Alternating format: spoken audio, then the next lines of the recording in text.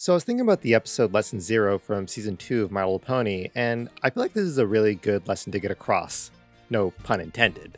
But the whole point of the episode is that we shouldn't try to strive for perfection all the time.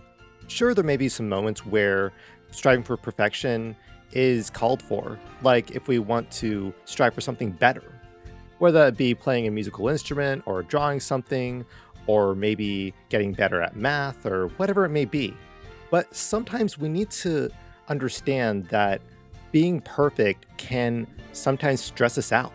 If we try to obsess over little details and get everything just right, we're just running everywhere trying to make sure that everything is right before we present it. But the odds are is that whenever you present something that's slightly imperfect even, no one's going to notice the imperfections. But before I ramble about that, let me dive into the episode. The episode starts off with Twilight and Spike making a to-do list of things that she needs to get done that day. And after they finish the to-do list, they go down each item on the list, making sure that they complete each one of them. One of them being that they need to pick up cupcakes from Mrs. Cake for the picnic that Twilight's going to have with her friends later that day. And one of the things that we can see about Twilight's need for perfection right there is how she noticed how one cupcake had just a little more frosting than the rest of them. But so what she does is that she ends up making sure that all the cupcakes have an even amount of frosting to the point where they just had a drop of frosting on each one of them. Sure, they were even, but I mean, a bit excessive on the perfection, don't you think?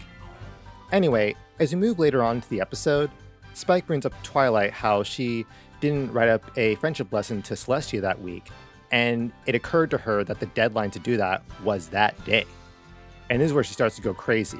She starts to panic about everything that could go wrong with being tardy or even missing a lesson to report to Celestia for that week. We see how she spirals out of control just because she's so worried about being tardy or missing this deadline on reporting a friendship lesson to Celestia. But for what? You gotta realize she's reported a lesson to her every week for so long now that really missing one lesson to report to her is fine. But she doesn't quite see that yet. She doesn't understand that missing one measly lesson is fine in the big scheme of things. But she makes it her mission to find a friendship lesson that she can learn and, in fact, find a friendship problem out there amongst her friends to solve. She first goes to Rarity and notices that it wasn't really anything much to report. All it was just finding a diamond-encrusted ribbon for her.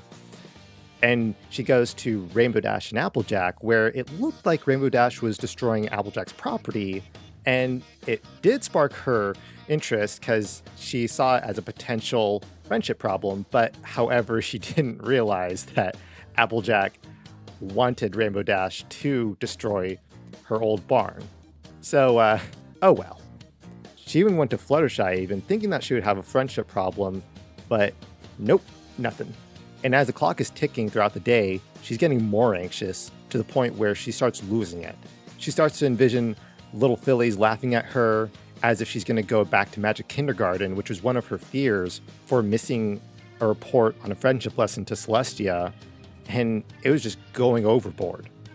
And this is something I want to actually point out is that we tend to do this whenever we obsess over small details. I mean, I've done it too. I can think of times I've edited videos, and even though I mess up in my speech, point right there. I can think of times when I edit my videos. Sometimes I know I mess up on my speech sometimes, and I feel like I need to re-record a certain section just to get my point across. But sometimes I like to use those little mistakes I make in my speech and just use them for fun. Or even then, sometimes I scroll through my videos so many times to make sure I find that right B-roll or that right image or whatever it may be. But in doing so, I keep obsessing over these tiny details that at the end of the day, what is this really serving in the big picture? Because at the end of the day, y'all could be thinking, hey, these are great videos. Like, why do you need to touch them up more? And that's where I need to stop sometimes and kind of slow down for a second and realize, you know, this is something so insignificant and minor that why am I obsessing all my energy into this? Why am I spending so much time and energy on this? And that goes to show, at least in my perspective, where I don't need to spend so much time perfecting every little thing about whatever I make, well, all these videos or whatever I do. I just have to go with the flow sometimes and just accept that nothing will be perfect. However, with Twilight, she doesn't quite see that yet. She even expresses to her friends how frustrated she is about not getting a lesson reported to Celestia in time, and even they thought it was ridiculous.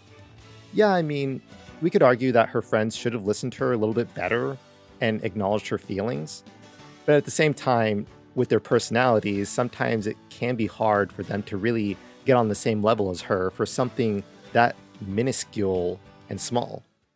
I need you guys to help me find some pony with a problem I can fix before sundown. My whole life depends on it! Later in the episode, in a desperate attempt to get a lesson reported to Celestia on time, instead of Twilight finding a problem, she decided to make a problem. So she went to the Cutie Mark Crusaders and tried to get them to fight over her Smarty Pants doll that she wanted to hand down to them. And she's doing everything possible to try to sell this doll to them, like it'll mean the world to them at the end of the day. And, well, maybe it's not the most impressive thing to look at, but she's trying her hardest in this desperate attempt. She is trying her hardest to try to convince them that they all want this doll and that they gotta fight for it. But, well, it didn't quite turn out how she'd like to. So really, in a last desperate attempt, she decided to put an enchantment spell on her Smarty Pants doll, and sure enough, all the Cutie Mark Crusaders fell in love with the doll. They wanted to fight over it. And while Twilight did create the problem for her to solve, she didn't realize that it would backfire on her. She didn't realize that she would eventually get the whole town involved on fighting for the Smarty Pants doll. It grew into something much bigger than she could even handle. And just as the daylight went away, Celestia came and stopped the madness that was going on in Ponyville and tried to talk to Twilight, and she asked her, why did you cause this problem? What was the point of it? And Twilight explained to Celestia that between the problem that she caused in Ponyville and trying to find a friendship problem, she was just trying to report a friendship lesson to her because she felt like she had to do it on a weekly basis. And if she didn't, she felt like she would be a bad student and that she wasn't worthy of Celestia being her teacher. And Celestia reassured her that she is a good student and that she's worthy of her. And no matter what she does, even as imperfect as she is, she will always be worthy to be Celestia's student. You are a wonderful student, Twilight. I don't have to get a letter every week to know that. Really? And again, this brings up the point that I want to drive across, is that we don't need to be perfect. Yeah, sometimes social media convinces us that we need to be that way as we see these perfect images of people living perfect lives, or whatever it is, with their perfect bodies and everything. Or we sometimes feel that in school we need to make the best grades possible, and that we need to impress our teachers and our parents and our professors, and almost impress society with what we do and what we pursue.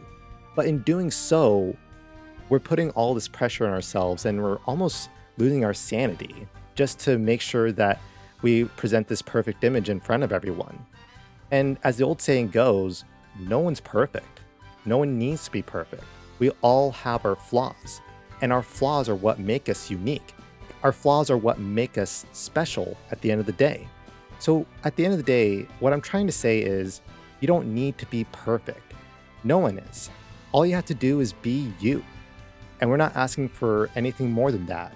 As long as you're doing the best you can, and you're just being yourself, everyone will appreciate you for being you. Thanks for watching, and as always, we are Eternal for Life.